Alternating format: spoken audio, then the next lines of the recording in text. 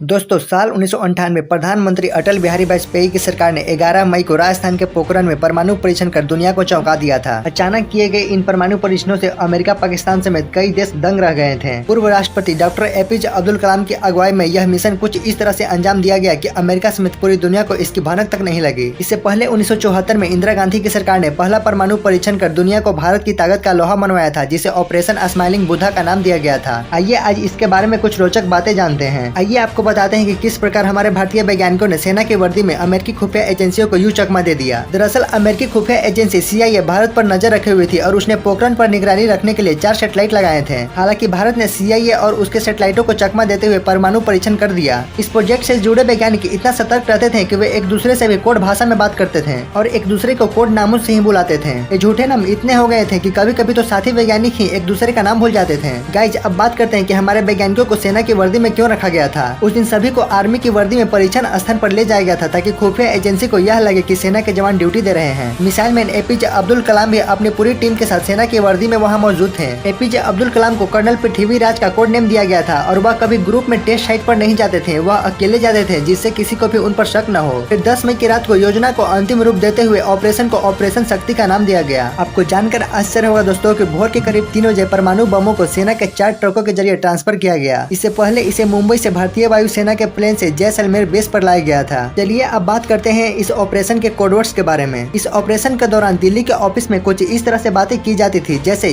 क्या स्टोर आ चुका है। इसका मतलब क्या है ये तो वही लोग जाने। परमाणु बम के एक दस्ते को ताजमहल कहा जा रहा था। अन्य कोडवर्ड्स थे व्हाइट हाउस और कुंभकर्ण। अगर बात करें कि पोखरण को ही इस परीक्षण के लिए क्यों चुना गया था, तो आपको बता दें कि यहाँ से मानव की बस्ती बहुत दूरी पर रहती है और यहाँ पर बालू ही बालू है। इस मिशन में बड़े कुएं खोदे गए थे। चलिए अब आपको इसके बारे में बताते हैं। वैज्ञानिकों ने इस मिशन को पूरा करने के लिए रेगिस्तान में बड़े कुएं खोदे और इनमें परमाणु बम रखे गए। कुओं पर बालू के पहाड़ बनाए गए जिन पर मोटे मोटे तार निकले हुए थे। टेस्टिंग के दौरान धमाके से आसमान में धुएं का गुब्बारा उठा और विस्फोट की जगह पर एक बड़ा गड्ढा बन गया था। इसे कुछ दूरी पर खड़े 20 वैज्ञानिकों का समूह पूरे घटनाक्रम पर नजर रखे हुए थे। पोखरण परीक्षण रेंज पर 5 परमाणु बम के परीक्षणों से भारत पहला ऐसा परमाणु शक्ति संपन्न देश बन गया जिसने परमाणु अप्रसार संधि पर हस्ताक्षर नहीं किए थे। परीक्षण के बाद अटल बिहारी वाजपेयी ने ऐलान किया, आज 3:45 पर भारत ने पोखरण रेंज में अंडरग्राउंड न्यूक्लियर टेस्ट किया और तो और वह खुद धमाके वाली जगह पर गए थे। एपीजे अब्दुल कलाम ने भी टेस्ट के सफल होने की घोषणा की थी। इस सफल टेस्टिंग के बाद भारत पर अंतर्राष्ट्रीय दबाव काफी ज्यादा था, लेकिन उस वक्त के पीएम अटल बिहारी वाजपेयी ने तय किया था कि वह आगे बढ़कर परीक्षण करेंगे। इसके साथ ही भारत एक परमाणु ताकत बना, लेकिन अमेरिका इस बात को मानने से इनकार करता रहा कि भारत के पास परमाणु हथियार नहीं है। तो हमारे वैज्ञानिक भी कहते हैं कि एक बार लड़के देख लियो तब पता चल जाएगा है कि नहीं है। अब आप भी ऐसे ही इंटरेस्टिंग वीडियोस के लिए चैनल को सब्सक्राइब करें, लाइक करें और कमेंट करें।